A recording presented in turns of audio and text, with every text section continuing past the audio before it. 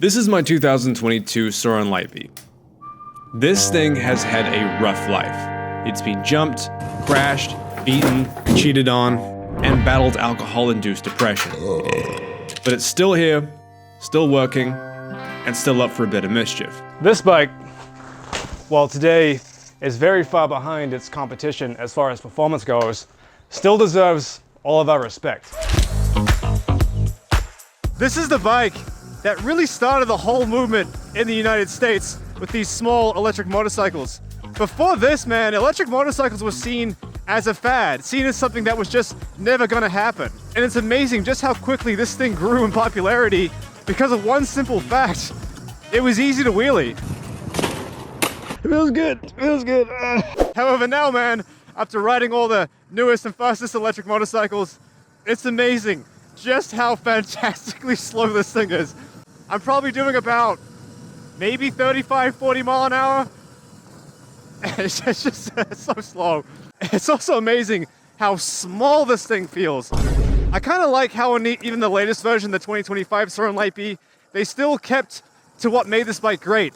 Small, light, easy to ride, and nothing too intimidating. That being said, man, stacked up to the newest competition like the E-Ride Pro SS 3.0, Talaria Sting MX5, it just doesn't stack up as well as it used to. So to cut to the chase, is the Surron Lightbeat X still worth it in 2025?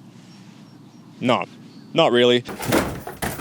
Not if you're buying it brand new, at least. In my opinion, the rest of the competition, E-Ride, Talaria, Ventus, they just offer so much more for the money these days. However, if you are able to score one of these used like I did, say around $3,000, you got a pretty solid deal. And it is a fantastic platform to build on if you want to modify it. However, if you plan on keeping it stock, you're gonna get bored with it. Even the lowest testosterone stay-at-home husband is gonna get tired of the lackluster power pretty quickly. So I would just get something better if you plan on buying something brand new. However, there is another Surron that is absolutely worth a look in 2025. This is the Surron Ultra B, and it is still, to this day, one of my favorite electric motorcycles. Well, this is not the brand new 2025 22 kilowatt peak power version. This is the 23 12 kilowatt. It is still so much fun to ride and still the benchmark that I measure all electric dirt bikes up against. Now I know there's better bikes out there like the Stock Bug, but I haven't ridden one yet, so this is it for me. This is what I mean when I say I wish these manufacturers would make bigger bikes, because the size of the Ultra B is what makes it so good. It's smooth, it's comfortable, it's safe. It's still lightweight to it. I don't think it even touches 200 pounds. And it's just a dream to ride. Anybody that's ridden an Ultra B will know exactly what I mean. Although these stock tires are simply awful. That front tire does not want to do any work. Even with a 1919 setup, the bike is so slidey, flickable. There's my Lightbeat already caught up to it. This is very much my dream bike. I wish I owned one of these. Unfortunately, this bike is my neighbor's, so I do have to go a little easy on it. That suspension, man, it's amazing how much you appreciate proper dirt bike suspension when you've been riding nothing but budget electric dirt bikes for the past 2 years like I have. While this bike is not as powerful as the E-Ride Pro SR or the Ventus one, I even think it's less powerful than the 3.0 that I just tested. It still feels so good. It still feels like plenty. Now, I can't imagine what 22 kilowatts is gonna feel like with this bike, but I imagine it's gonna be a ton of fun, man. The only thing I don't like about it is that front tire. It is awful.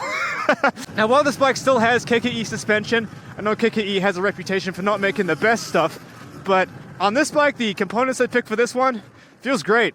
It's plush, it's absorbent, it is miles better than anything you get on the smaller bikes. I also like how this bike features a nice wide swing arm, so you can easily attach a more robust back tire on there, which I would definitely do if I own this thing. Oh, there's a big ass branch in it. What? That was set up by an assassin. I know you're around here, John Wilkes Booth, great-grandson. See, if I was not sober like I am right now, that would have been a hell of an accident. My friend is riding behind me too, and I just saved his life. Right? If that's not a reason to subscribe, I don't know what is. I have like no regen on this bike right now. This thing has no regen. I'm sure there is a way to turn it on, but I'm not seeing it, and it's freaking me out. On the downside, while it is a great handling bike, it isn't the most stable. Now, if you have any experience with off-road riding, you should have no problem handling it. see how we do. That's it, that's the top speed. My dash is saying about 56. I'd say it's probably more like 50. All right, so here we go on my technical trail. See how the Ultra B will handle that. Now, like I mentioned, this is my neighbor's bike, so I'm not gonna go too crazy with it. One thing I do notice is that in sport mode, the sensitivity down low at the very initial rotation of the throttle is very twitchy.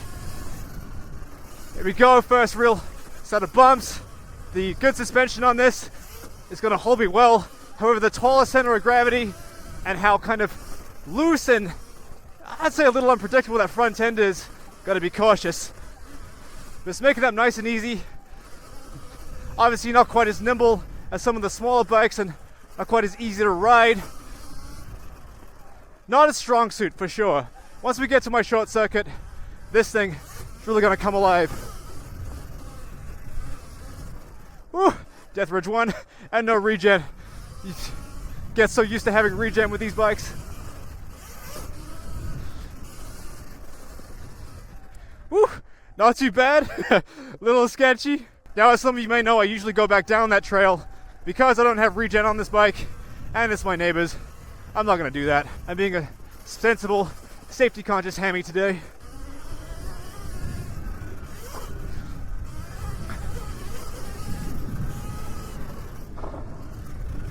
Such a dream to ride, man. It just glides. It glides on the dirt. Slides so easy.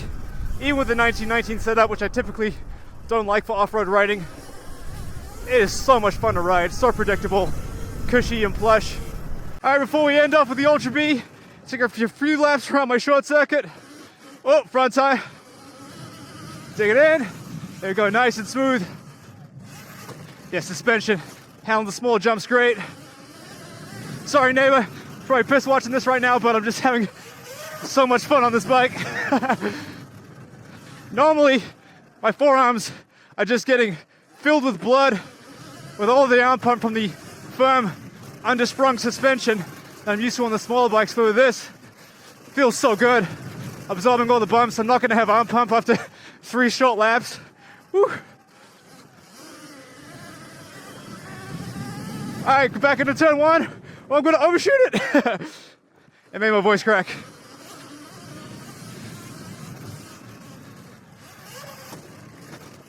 Feels so.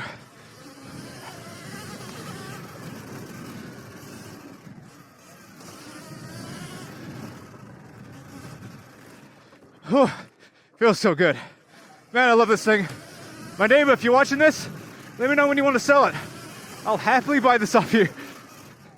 The only problem with the Surron Ultra B is that it is kind of expensive. When you include sales tax, shipping costs, this thing can easily run you up $7,500. And for a bike that can barely do over 50 miles an hour, that's a hard sell. Now, the brand new 2025 Surron Ultra B has a claimed peak power of 22 kilowatts. So if I was to drop my money, I'll be buying that thing. But if you can find a used 2023 like this bike right here for, say, $5,000, I'd buy it. I'd buy it in a heartbeat. For me, out of all the bikes I've ridden, the Surron Ultra B has been the benchmark. The only bike that came close to taking its spot in my cold ginger heart as the #1 was the Ventus 1. But the Ventus and the E-Ride Pro SR and the Alta Sigma, I wish they were bigger bikes. I wish they were the same size as the Ultra B. I wish they had the same suspension as the Ultra B. With all that being said, a huge benefit to the smaller bikes is the fact that they still go under the radar because of their size. Whereas the Ultra B is clearly a motorcycle, and the neighborhood watch Karens will be more than tempted to waste police time if they catch you having any fun on it. Let me know down below what you think about the Ultra B if you would buy one, or let me know what other bikes you would buy down below.